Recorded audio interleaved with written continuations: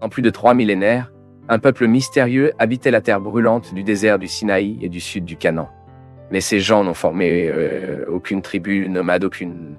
En fait, ces personnes avaient une capacité très inhabituelle à l'époque dans la gestion des métaux qui les faisait connaître dans l'histoire ancienne.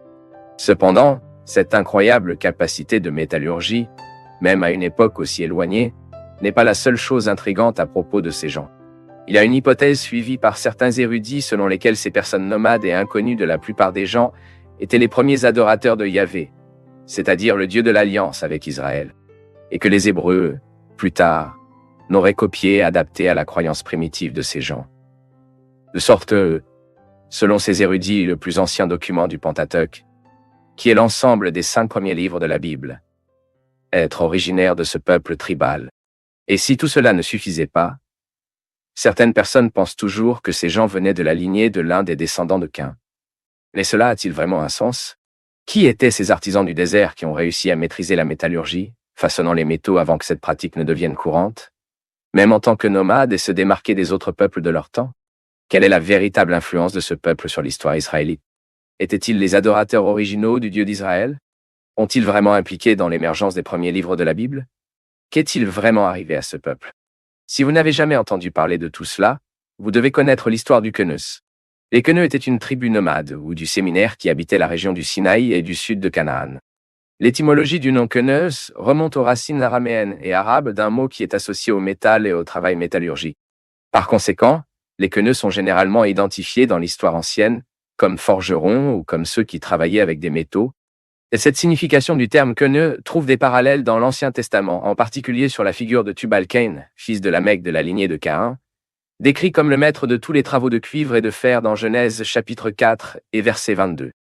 Ne signifie pas que les Queneux étaient des descendants de Caïn, mais qu'ils sont devenus connus pour avoir des compétences et un style de vie qui ont été développés par certains représentants de la famille de Caïn. Ici alors, nous pouvons déjà corriger l'une des erreurs sur ces personnes. Il n'y a pas de lien direct entre la famille de Caïn à travers Tubal-Caïn et le Queneux, car ils vivaient dans des moments complètement différents, même séparés par la grande inondation. Mais comment le Queneux a-t-il vécu? La métallurgie exercée par Queneux était très appréciée dans l'Antiquité.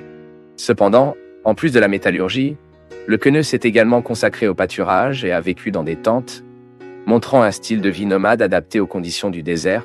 Même les compétences du Queneux en tant que forgeron sont alignées sur la présence de gisements de minerais de cuivre riches de haute qualité, trouvés dans la région où ces personnes vivaient, comme le Sinaï et Wadi Araba. Mais il semble que le Queneux ne se soit pas organisé dans un groupe uniforme. Au lieu de cela, certains érudits croient que le Queneux a probablement formé différents clans, qui avaient une racine ancestrale commune et habitaient la même région. En outre, les preuves archéologiques en tant que murales trouvées en Égypte, datant du 19e siècle avant JC, illustrent la vie nomade du Queneux, mettant en évidence leurs compétences dans divers domaines, de la métallurgie à la musique et à l'élevage. Cette murale présente des hommes, sémitiques, accompagnés de leurs familles, transportant divers objets, y compris les soufflets. Les récits de l'Ancien Testament proposent des détails supplémentaires sur le Queneux. Le texte biblique mentionne le lien entre Queneux et d'autres peuples du Sinaï, comme les Midianites, et renforce le dossier qu'ils étaient présents dans des zones riches en minéraux, comme le Negebi et la région arabée.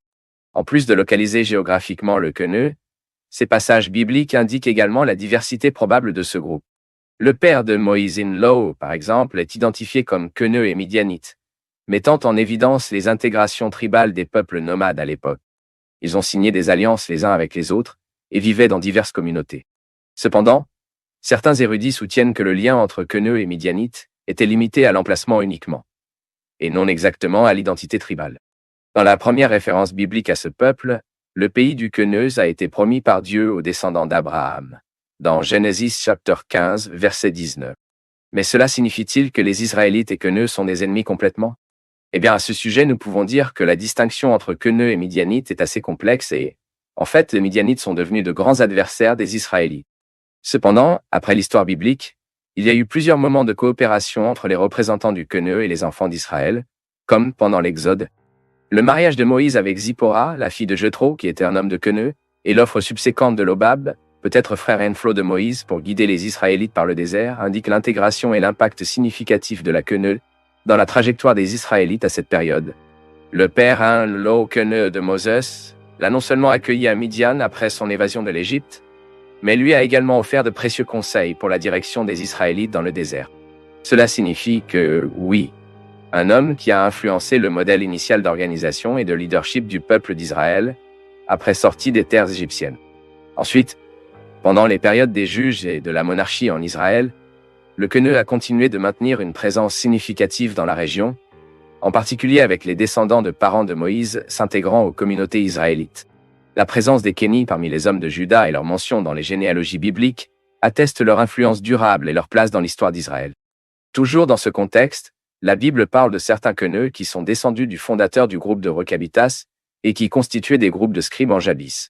Pour ceux qui ne le savent pas, les Recas ont formé un clan parmi les Queneux, connus pour leur mode de vie unique et leur vote d'abstinence, et ont été très appréciés dans la Bible comme exemple d'obéissance et de fidélité.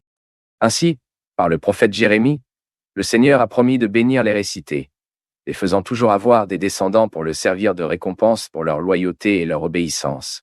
Quand Saul a fait la guerre contre les Amalkitas, les Queneux ont été épargnés. Le roi Israël l'a prévenu afin que le Queneu quitte le milieu des Amalkitas afin de ne pas être détruit avec eux. Plus tard, David a utilisé son butin pour donner aux villes du Queneu qui étaient dans le territoire de Juda. Le Queneu étaient-ils vraiment les premiers adorateurs de Jéhovah? Au fil du temps, de nombreux chercheurs ont déjà débattu de l'influence du Queneu dans leur convivialité avec les Israélites. En ce sens, ce qui est devenu connu sous le nom d'hypothèse de Kéniite, qui aborde la connaissance de Moïse de Dieu et la pratique de compétences spécifiques de l'artisanat.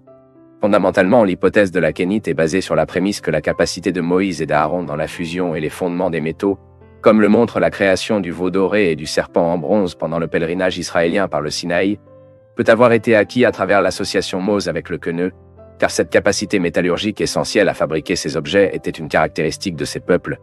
Et à ce stade, nous devons admettre que cet argument peut avoir un sens, car il n'est pas invraisemblable que Moïse, ayant vécu parmi les Queneux, ait appris et absorbé leurs compétences et techniques, y compris l'art de la métallurgie.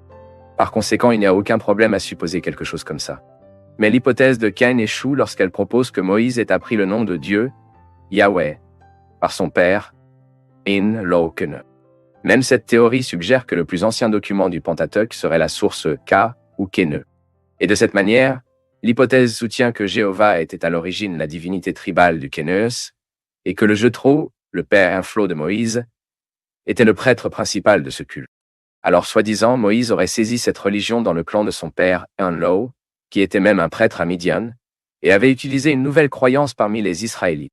Dans d'autres mots, cette hypothèse suggère essentiellement que lorsque Moïse s'est enfui de l'Égypte et s'est logé dans la maison d'un prêtre queneux de Midian, il a été endoctriné dans la croyance de ce peuple, il a appris une divinité appelée Yahweh, et plus tard il a utilisé le tout dans son ensemble système de croyances adapté pour former une nouvelle religion parmi les Hébreux.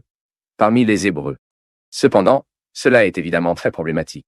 Il n'y a aucune preuve biblique ou historique qui sert à étayer les allégations de cette théorie, selon laquelle le Queneux étaient les fidèles d'origine de Yahweh. Au contraire, le texte biblique indique clairement que Yahweh était déjà connu par les patriarches bien avant la rencontre de Moïse avec le Queneux. De plus, le texte du livre d'Exode, chapitre 18, ne laisse aucun doute que Queneux Jethro a été mis à la foi en le Dieu d'Israël par le témoignage de Moïse, et non l'inverse. Le texte enregistre que Moïse a dit à son père, en tout ce que Dieu avait fait à Pharaon et les Égyptiens pour l'amour d'Israël. Et Jethro a été étonné de la grande délivrance des Israélites en Égypte. Ensuite, le père de Moïse a glorifié Dieu pour la puissante manifestation de ses actes de rédempteur pour les enfants d'Israël, et a offert des sacrifices au Seigneur, de sorte qu'Aaron et tous les anciens d'Israël ont mangé avec lui, devant Dieu. Dans ce contexte, le père de Moïse, Enlo, a fait une déclaration très intéressante. Il a dit: maintenant je sais que le Seigneur est plus grand que tous les dieux, parce qu'il a libéré ce peuple des mains des Égyptiens, lorsqu'ils ont agi de manière arrogante contre le peuple. Cela suggère très clairement qu'il a géré, en tant que représentant du Queneux, apprenait Yahweh, le Dieu d'Israël, à travers Moïse, et ne pas enseigné à Moïse. Pour tout cela, l'hypothèse vive a été largement rejetée par les chercheurs de l'Ancien Testament. Ce qui est en effet fiable à propos du Queneux se résume au fait que ce sont des tribus nomades qui ont dominé les compétences en métallurgie et qu'ils interagissaient considérablement avec les Israélites dans le contexte de l'Ancien Testament. Et qu'à travers ce contact, certaines de ces personnes, en particulier celles de la lignée familiale de la famille de Moïse, ont reçu des connaissances sur le seul vrai Dieu et ont été amenés à une véritable foi et à l'intégration dans la communauté de l'Alliance. Maintenant, écrivez dans les commentaires si vous connaissiez déjà l'histoire de Queneux dans la Bible et ce que vous pensez de cette hypothèse aiguë. Et si vous voulez étudier la parole de Dieu plus profondément et plus détaillée, je vous invite à étudier la théologie avec nous de n'importe quel moment, totalement en ligne, avec des leçons vidéo, des documents et un certificat d'achèvement. Les informations sont dans la description de la vidéo et le premier commentaire fixé.